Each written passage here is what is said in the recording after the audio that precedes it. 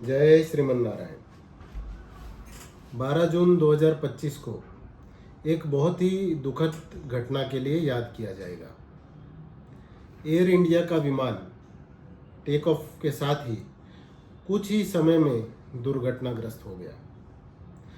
कई मासूम जिंदगियां इस हादसे में खो गई। कई सपने चकनाचूर हुए। न जाने कितनी यादें यह दुर्घटना अपने पीछे छोड़ गई है।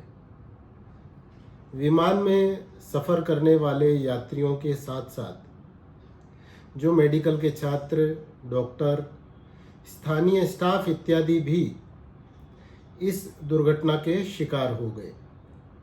जो प्लेन का हिस्सा कॉम्प्लेक्स में गिरा उसके कारण बड़ी भयावह यह दुर्घटना है। न जाने कितना दर्द, कितनी असहनीय पीड़ा इस दुर्घटना से जुड़ी हुई है, बयान कर पाना असंभव है। क्या गलती हुई, क्या कारण है, यह तो संस्थाएं पता लगाने में जुट गई है और हम आशा करते हैं जल्द ही उन कारणों का पता चल जाए जिससे फिर कभी ऐसा हादसा न हो। सभी दिवंगतों की आत्मा की शांति के लिए हम सब प्रार्थना करते हैं और जिन परिवारजनों ने अपने सदस्यों को खोया है इस दुर्घटना में, उनको परमात्मा यह दुख सहन करने की शक्ति प्रदान करे, यह भी प्रार्थना हम सब करते हैं। ज्योतिष की यात्रा हम आरंभ करते हैं वर्तमान की ग्रह स्थिति के साथ। आज 15 जून 2025 रविवार का दिन और चतुर्थी तिथि है। चंद्र नक्षत्र श्रवण है। सूर्य, बुध एवं गुरु की युति बनी हुई है मिथुन राशि में। चंद्रमा मकर राशि में है। मंगल केतु की युति सिंह राशि में है। शुक्र मेष राशि में, शनि मीन राशि और राहु कुंभ राशि में स्थित है। पिछले सप्ताह कुछ संकेत ग्रहों की स्थिति अनुसार प्रतीत हुए थे, जिन्हें संक्षेप में बताने का प्रयास किया गया था। आकस्मिक घटनाओं की, उत्तेजक विचारों की, उन्माद की स्थिति ग्रहों के योगों में निर्माण होती है, जिनमें सचेत रहने की बात उठती है। हर परिस्थिति हमारे नियंत्रण में नहीं होती। कुछ घटनाएं जो हुई उसकी ओर आपका ध्यान खींचना चाहेंगे। रशिया के द्वारा एक बहुत बड़ा हमला यूक्रेन के ऊपर किया गया। यह अभी तक का सबसे बड़ा विस्तृत रूप से किया गया हमला कहा गया है। अमेरिका के एक राज्य में हिंसा काफ़ी भड़क उठी। अराजकता के माहौल का निर्माण हो गया। वहाँ की सरकार द्वारा लिए गए प्रवासी संबंधित निर्णयों को लेकर इस हिंसा का विस्तार और भी कुछ राज्यों में बढ़ता पाया गया है, जिसे नियंत्रण में लाने का प्रयास किया जा रहा है। 13 जून 2025 के दिन इजराइल द्वारा ईरान के अणु कार्यक्रम को केंद्र में रखकर हमला किया गया। इजराइल ने ईरान को परमाणु हथियार विकसित करने से रोकने के लिए उसके परमाणु प्रतिष्ठानों पर यह हमला किया है। ईरान ने भी इजराइल पर जवाबी हमले किए हैं। अब यह तनाव मध्य पूर्व में जारी है। यह कुछ घटनाएं हैं जो बीते सप्ताह घटित हुई ग्रहों के परिवर्तन के बाद, खास तौर पर मंगल के सिंह राशि प्रवेश के बाद में। मंगल केतु की यह युति 28 जुलाई तक जारी रहेगी। तब तक सजगता, सतर्कता जरूरी है।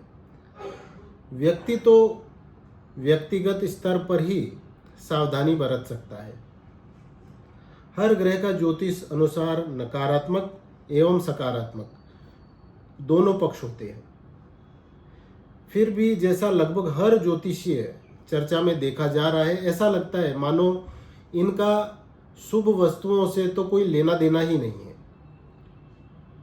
ज्योतिष के साधक का कर्तव्य होता है दोनों पक्षों को सामने रखना। केवल नकारात्मक और रटी रटाई बातें ही करना ज्योतिष का काम नहीं है।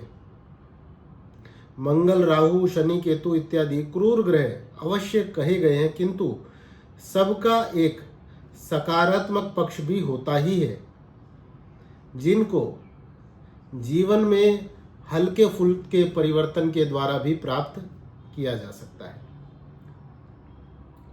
मंगल ज्योतिष शास्त्र के अनुसार पराक्रम का कारक है।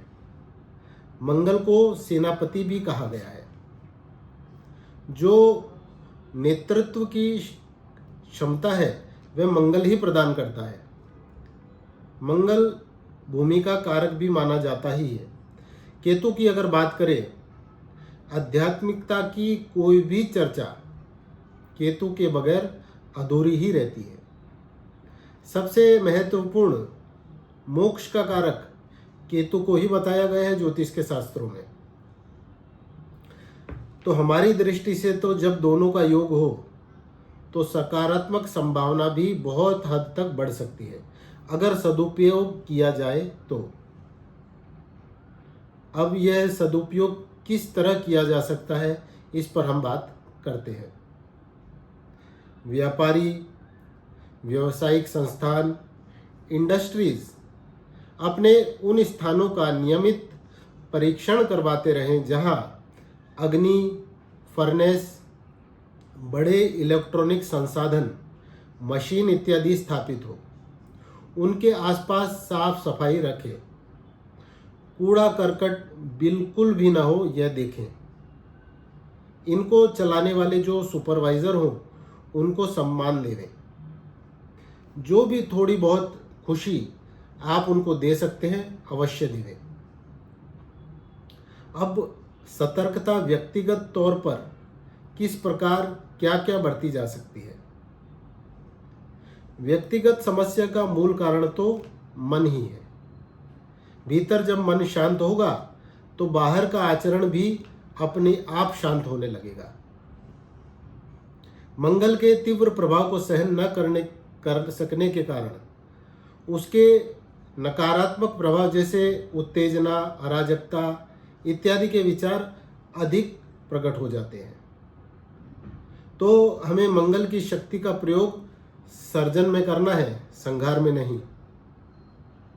इसका एक बहुत ही बड़ा उपाय है ध्यान की, मेडिटेशन की, किसी भी प्रक्रिया का पालन करना, करुणा को धारण करके। बिना करुणा को समझे, दया को समझे जो भी साधना होगी उसका परिणाम कभी भी सुखद नहीं हो सकता।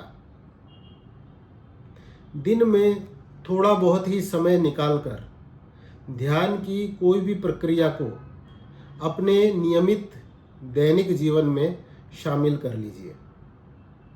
धीरे धीरे ही सही आप पाएंगे कुछ परिवर्तन हो रहा है। इसके साथ साथ ही अपने खान पान का विशेष ख्याल रखिए। तीखे, तले भुने, मिर्च मसालों से भरपूर खुराक को पूर्ण रूप से त्याग दें और शुद्ध सात्विक भोजन का प्रयोग अपने जीवन में करिए। आपका भोजन ही आपके आसपास बहुत बड़ा परिवर्तन ला सकता है। आप देखिए, बड़े बड़े परिवर्तन की श्रृंखला व्यक्तिगत स्तर पर ही शुरू होती है। मंगल जहां नेतृत्व की क्षमता को बढ़ाएगा, वहीं केतु आपके आध्यात्मिक समझ को नए आयामों से परिचय करवाएगा। दूसरे को समझाने की अपेक्षा स्वयं को समझाना, अमल करना ज्यादा आसान है। साधकों के लिए विशेष तौर पर 28 जुलाई तक का समय रहने तक मनमाने तौर पर किसी भी प्रकार की उग्र साधना से उनको बचना चाहिए। सात्विकता को धारण करिए। सात्विक शक्तियों की साधना ही जन सामान्यों को करनी चाहिए।